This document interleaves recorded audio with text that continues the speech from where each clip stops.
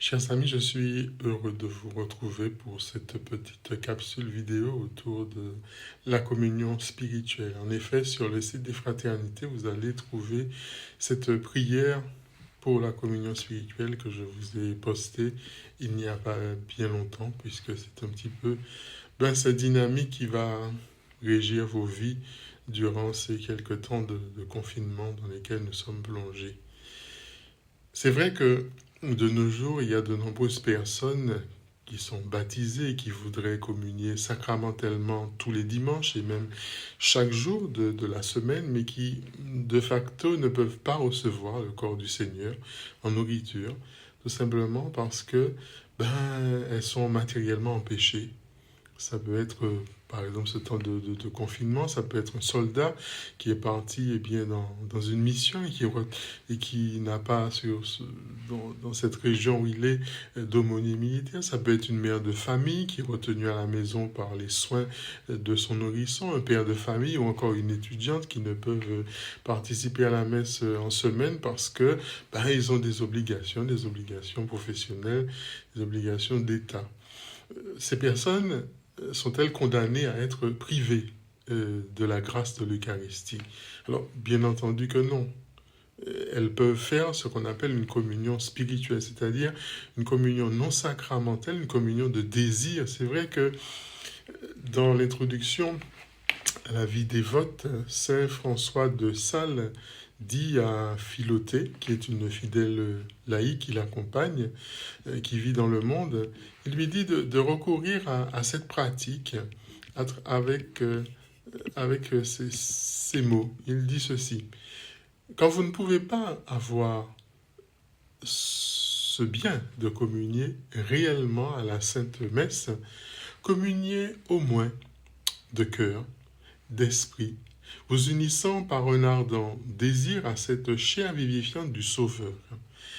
Ainsi, faire une communion spirituelle consiste donc à poser un acte de foi, un acte de désir de cette communion eucharistique en demandant à Dieu de verser sur nous les grâces, ces grâces que nous aurions aimé recevoir en communion de manière sacramentelle, mais que nous ne pouvons pas faire hic et nunc. Cette communion non sacramentelle porte des fruits. Elle porte les fruits même du sacrement parce que si le Seigneur est lié à la grâce des sacrements, le Seigneur n'est pas enfermé, je dirais, dans les sacrements. Il peut, de facto, il peut donner sa grâce aussi en dehors de la réception des sacrements. Alors, cette forme de communion, bien entendu, suppose la foi, suppose la charité et d'une certaine manière suppose un certain état de grâce. C'est une pratique qui est aussi recommandée aux consacrés, c'est-à-dire religieux. Sainte Thérèse d'Avila incitait ses filles du Carmel à cet exercice de piété jusqu'à son époque, comme plus tard d'ailleurs Sainte Thérèse de Lisieux. Les religieuses qui ne pouvaient pas communier tous les jours, même si elles participaient à la messe quotidiennement, il leur fallait une autorisation explicite de leur confesseur pour s'approcher de la Sainte Table. Alors elle disait ceci: lorsque vous ne recevez pas la communion à la messe que vous entendez, écrit la réformatrice du Carmel, communiez spirituellement. C'est là une méthode très avantageuse, dit-elle. Vous imprimerez ainsi en vous un amour pour notre Seigneur. Dans la même ligne, le saint curé d'Ars, il écrivait cette belle comparaison à ses paroissiens. La communion spirituelle fait à l'âme comme un coup de soufflet au feu. Ce feu qui commence à s'éteindre, mais où il y a encore beaucoup de braise. On souffle et le brasier, il se rallume. Vous serez peut-être étonné, mais cette pratique aussi concerne les prêtres. C'est une pratique sacerdotale quotidienne. Saint José Maria Escrivá faisait au moins une communion spirituelle chaque jour. Même s'il avait déjà communié sacramentellement en célébrant la messe, il disait cette formule qu'il avait apprise au catéchisme lorsqu'il était enfant: je voudrais, Seigneur, te recevoir avec la pureté, avec l'humilité, avec la dévotion avec lesquelles ta Sainte Mère te reçut, avec l'esprit et la ferveur des saints. Saint Padre Pio faisait de même lorsqu'il écrivait cette prière qu'il récitait quotidiennement devant le tabernacle à l'église Sainte-Marie des Grâces de San Giovanni Rotondo. Mon Jésus, je crois que vous êtes ici présent dans le Saint-Sacrement. Je vous aime par-dessus toute chose et je désire ardemment vous recevoir. Mais puisque en ce moment, je ne peux le faire sacramentellement, venez au moins spirituellement dans mon cœur, comme si vous y étiez déjà présent. Je vous adore, je m'unis entièrement à vous. Ne permettez pas que je me sépare jamais de vous.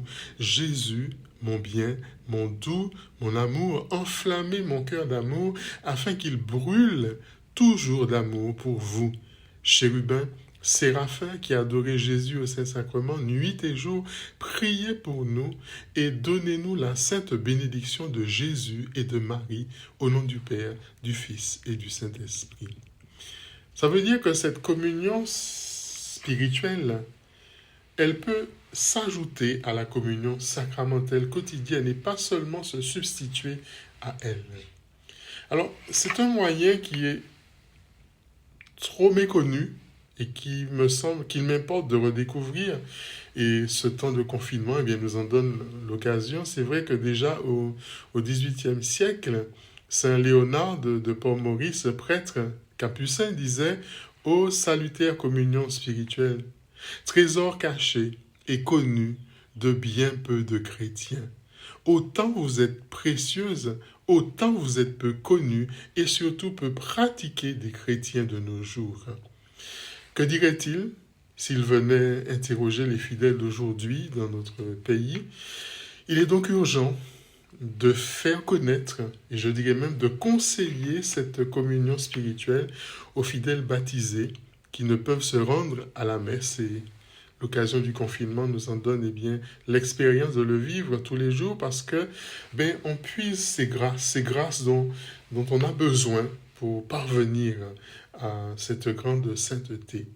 Je vous souhaite, à travers toutes ces communions spirituelles que vous ferez, toutes ces communions de désir que vous ferez, et de faire grandir le corps du Christ, qui est l'Église. Que le Seigneur protège chacun.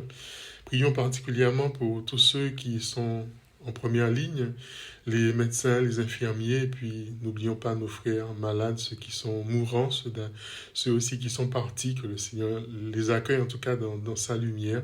Et à vous, je vous demande de prendre soin de vous et de rester confinés, d'obéir aux règles qui nous sont données.